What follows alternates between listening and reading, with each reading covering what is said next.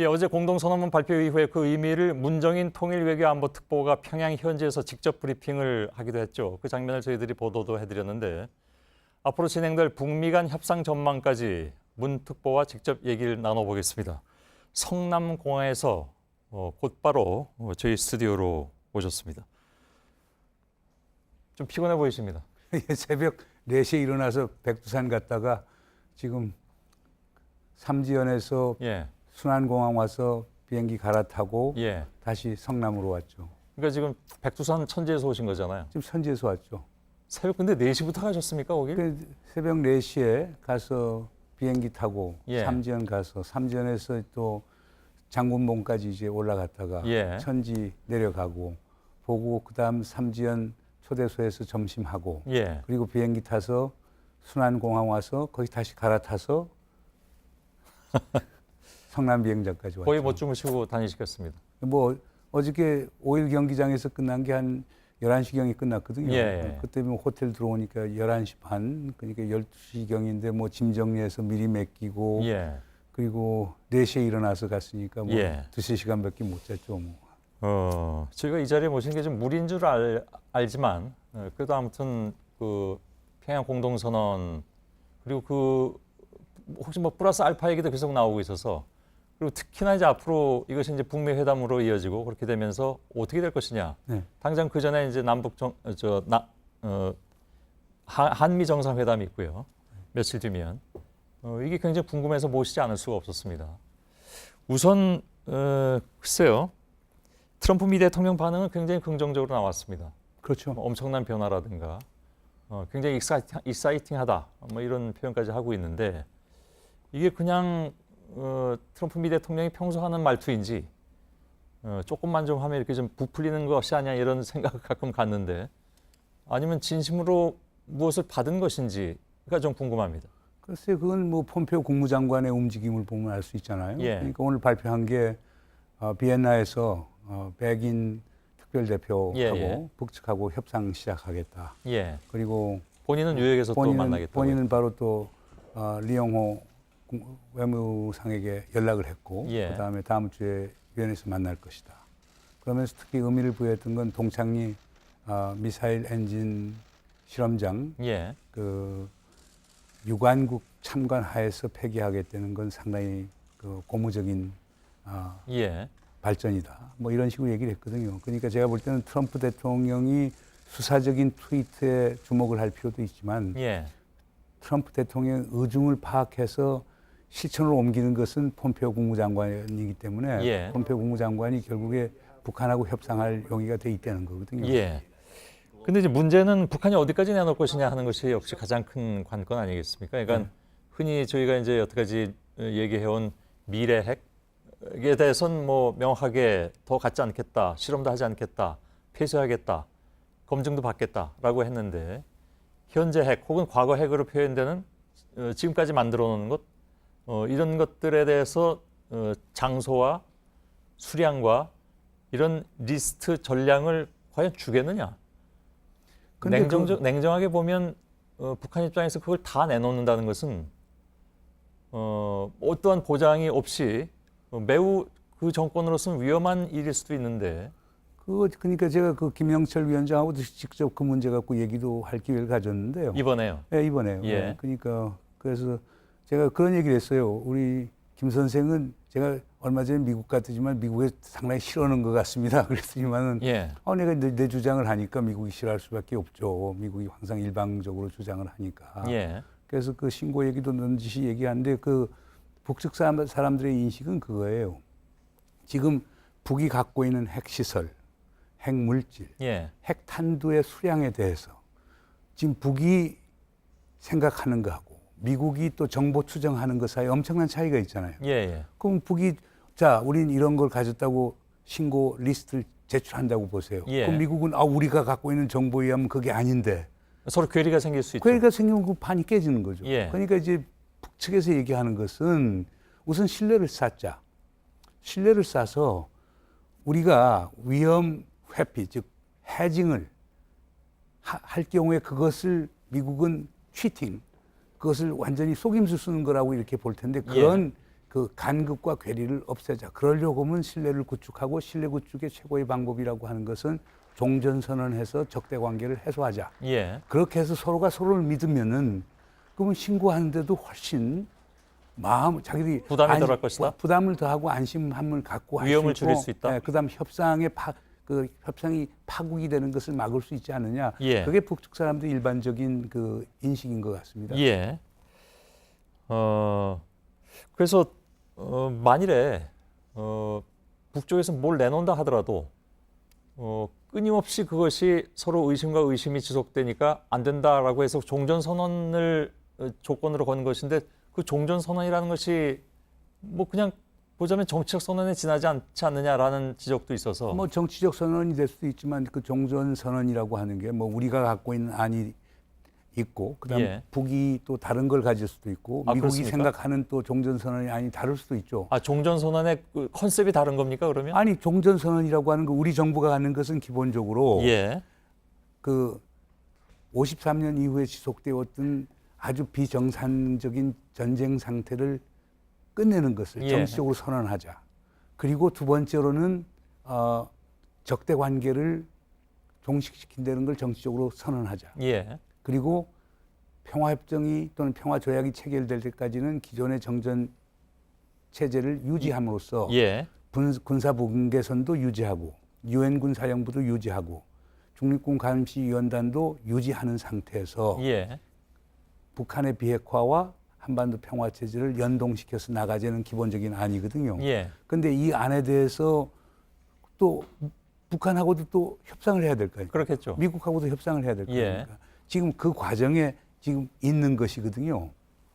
그러면 그 협상이 잘 돼야 예를 들면 금년 내 종전선언이라든가 이런 게 가능할 거 아니겠습니까? 그런데 그러겠죠. 그건 잘 될 것 같습니까? 예.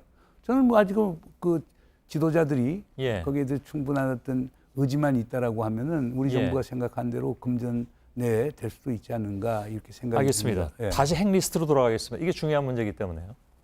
핵리스트를 그야말로 100%다 상대국에 내놓는다는 것은 아주 최악의 경우 북한의 입장에서 볼 때 만에 하나 양국이 열전 관계로 들어갔을 경우에 우리의 표적지로 삼을 수 있는 리스트를 다 준다는 것이 되는데 그것이 사전에 어떤 신뢰관계, 예를 들면 종전선언 정도의 신뢰관계로 인해서 북한을 안심시킬 수 있는 겁니까? 그러니까 그거는요. 예. 우리가 종전선언이라고 하는 것을 오늘 대통령께서도 이제 기자회견에서 말씀했지만은 평화조약의 서문과 같은 예. 서론과 같은 거라고 인식을 하면 되는 거거든요. 예. 그러면 지금 우리가 이 문제를 풀어가기 위해서 북한이 해야 될 것은 지속적으로 동결을 하고 그다음 갖고 있는 것을 신고를 해야 되고 신고한 거에 대해서 사찰을 해야 되고 사찰한 거에 대해서 검증을 해야 되고 그리고 난 다음에 폐기를 하는 거거든요. 예. 아마 미국 같은 데서는 불가역적으로 만들기 위해서는 북한이 지금 갖고 있는 핵과학자 기술자들에 대한 현황을 전부 다 신고하고 예. 그들 같이도 결국에 다른 분야로 소위 그 전용을 해야 된다는 주장을 할 텐데 예. 북의 입장에서는 오케이 그렇게 할 용의가 있지만 그럼 미국은 뭘 주겠느냐 하는 거예요. 예. 그럼 미국이 원하는 것은 정치적인 보장을 원하는 거거든요. 정치적 보장이라는 것은 기본적으로 북한 체제를 있는 그대로 인정해주고 예. 그다음에 그다음 원하는 것은 그다음 쉽게 해서 연락사무소 같은 거 교환하고 예. 그다음에 국교 관계를 수교하는 거란 말이에요. 그다음 군사적 보장이 있어요. 예. 그게 이제 불가침 조약 같은 걸 맺는 그렇겠죠. 것. 그거 포함해서 미국이 북한에 대해서 재래식 핵 군사적 위협을 가지 않다는 것을 일종의 확정해주는 그런 예. 선언 같은 걸 채택해주는 것. 마지막으로 이제 경제 제재를 완화시켜주고 예. 그리고 북한이 국제 경제 체제에 들어갈 수 있도록 미국이 도와주는 알겠습니다. 이런 것들이 있기 때문에 이 양자를 넣어서 미국과 북한이 사실상 일종의 로드맵을 만들어야 됩니다. 예. 그리고 그 협상에서 필요한 게 바로 비엔나에서 새롭게 시작하는 협상이겠죠. 알겠습니다. 로드맵과 관련한 질문입니다. 어쩔 수 없이 그렇게 바로 들어갈 수밖에 없는데 트럼프 미 대통령이 뭐라고 얘기했냐면 지난번에 싱가포르에서 20% 정도의 불가역적인 상황을 만들어 놓으면 즉 100% 불가역으로 가지 않는다 하더라도 20% 정도만 진전이 되면 전문가들에 따르면 그건 이미 불가역이다. 돌아갈 수 없는 상황까지 되는 것이다 라고 얘기했습니다. 그렇다면 앞으로의 협상 과정에서 그 로드맵의 가장 중요한 부분이 혹시 20% 내지 30%가 된다면 지금 미국은 100% 내놓으라고 하지만 현실적으로 20% 정도의 불가역이 완성되면 미국을 받아들일 수 있을까요? 트럼프 미 대통령의 얘기처럼. 글쎄, 거기는 강경파도 많아가지고. 20%의 과학적 근거가 어떻게 되는지는 저는 알지는 못하겠지만요. 뭐 트럼프가 얘기한 거니까. 그러나 예. 기본적으로 아마 방식은 좀 달라져야 될 거예요. 예. 그러니까 지금 이번에 평양선에서 얘기한 영변의 핵시설을 영구적으로 소위 폐기할 예. 용의가 있다는 얘기를 했거든요. 물론 예. 조건은 싱가포르 선언에 따른 상응하는 조치를 할 경우에는 할 수 있다라고 하는 건데 예. 뭐 하나는 기본적으로 영변에 지금 갖고 있는 고농축 우라늄 시설이라든가 플루토늄 시설을 영구적으로 폐기하는 것, 그것 상당히 중요한 것이 되겠죠. 예. 그다음 두 번째는 북한이 갖고 있는 가령 지금 미국은 북한이 60개 정도의 핵탄두를 갖고 있다는데 그중에 10개, 20개 정도를 미리 소위 북한이 예. 제시하고 그것을 폐기 과정에 들어간다라고 하면은 예. 그러면 뭐 신고 사찰 이 과정을 겪지 않고도 상당히 미국과 북한 간에 신뢰를 쌓을 수 있거든요. 예. 그러니까 그런 것들이 된다라고 하면은 그다음 거기에다 이제 ICBM 같은 것을 쉽게 얘기해서 검증 가능하게 폐기한다라고 하면은 그러면 제가 볼 때는 트럼프 대통령이 얘기하는 20%를 넘을 수가 있는 알겠습니다. 거거든요. 두 가지를 제가 종합해서 질문 드릴 텐데요. 하나는 아까 저희가 워싱턴 특파원을 연결했을 때 무슨 얘기가 나왔냐면 이번 남북 3차 정상회담 직전에 친서가 하나 더 갔다. 네. 트럼프 쪽으로 김정은 위원장으로부터 그것과 그리고 예 우선 그걸로 놓고 볼 때 그리고 또 한 가지는 지속적으로 무슨 얘기가 나왔냐면 문재인 대통령과 김정은 위원장 간에 공개되지 않은 얘기, 즉 남북 평양 공동선언에 담기지 않은 얘기 가운데 플러스 알파를 트럼프에게 전달할 것이다 라는 얘기가 나왔는데 그 두 가지를 합쳐서 생각하면 즉 우리가 알지 못했던 친서의 내용과 문재인 대통령이 따로 1대1로 전달할 내용이 아마도 크게 다르지 않다고 본다면 그것은 혹시 과거의 핵, 즉 지금 가지고 있는 핵에 관련된 것일까요? 그거는 저야 아는 바가 없고요. 가령 예. 그냥 지난 8월 말에 이제 트럼프 대통령이 폼페오 4차 방북을 취소를 하지 않았어요. 예. 그때 제가 이제 미국 측 소스에서 들은 얘기는 예. 그때 폼페오 장관이 생각했던 것은 자 종전선언을 해줄 용의가 있다. 예. 그런데 소위 부분적 신고하고 그에 대해 사찰을 하자.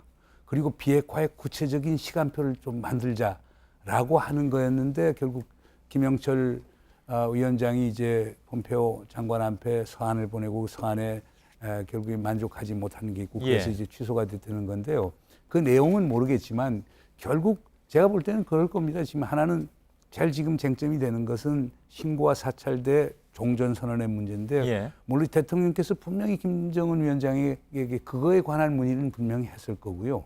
그다음에 항구적으로 정말 우리 한반도의 비핵화를 하기 위해서 무엇을 해야 되느냐. 요거에 대한 많은 얘기를 했을 것 같아요. 제가 보더라도 뭐 하여간 두 분 사이에 식사할 때마다 식사 예. 상당히 많이 했거든요. 상당히 많은 얘기를 했기 때문에 공개적인 회담 이외에도 우리 대통령께서 제일 관심을 갖는 게 사실상 핵 문제이기 때문에 예. 저는 그 상당히 깊은 논의가 오고 갔고 알겠습니다. 그래서 그걸 다음 주에 트럼프 대통령에게 전달할 전달할 거라고 것이다. 봅니다. 예. 그럼 마지막으로 한 가지만 질문드리겠습니다. 김정은 위원장이 서울 방문을 오겠다고 매우 확실하게 얘기를 했는데 혹시 이 북미 간 회담이 생각대로 잘 안 돼도 그래도 올까요? 그건 아마 오겠죠, 뭐.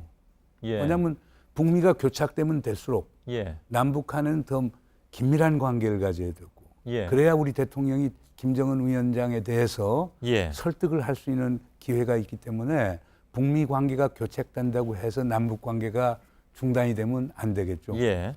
그런 차원에서 어차피 올 것이다 이렇게 보시는 모양이군요. 그거는 뭐 그 분명히 옥류관에서 오찬을 할 때도 예. 예. 뭐 그것은 분명히 얘기가 됐습니다. 그러니까 언제 올 거냐는 얘기에 대해서 뭐 이왕이면 금년 내로 가는 게 좋지 않겠느냐 이런 말씀을 했다고 얘기를 들었습니다. 알겠습니다. 제가 보니까 눈이 좀 충혈되셔가지고 잠을 못 주무셔서 그런지 좀 주무셔야 될 것 같습니다. 아이고. 고맙습니다 오늘. 네, 감사합니다.